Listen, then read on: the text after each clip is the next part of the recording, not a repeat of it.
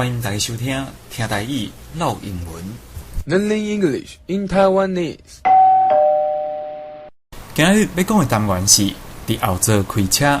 伫澳洲开车，这个月开始，老师宣布讲要来做一个教室步地的比赛。一开始对美术真有兴趣的阿朱非常的欢喜，甲伊的组员常常来斗阵讨论。不过，这款的热情却慢慢来消失。原来，该工作的人已经真多，真正要做的时阵，却走到无看人。一天放学，阿朱对另外一组的阿美来灌叹，伊讲：伊根本就毋捌，是安怎搁要坐伫车后面开车？ He is totally clueless. Some backseat driver he is. 奇怪，敢是阿朱去到昏头路，这甲开车有啥物关系咧？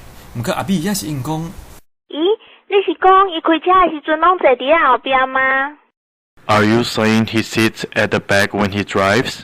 开车坐伫后面到底是啥物意思？咱可能爱好好来研究。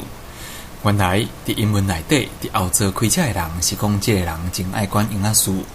因为坐伫后面的人根本就毋是伊咧开车啦，所以一直出意见。后来就演变讲，这个意思是爱管婴仔事，所以讲同款，伊若要讲所生就是想爱管婴仔事啊，所以讲大家拢无想要甲伊合作。你会当讲 Sue is such a backseat driver that no one wants to work with her.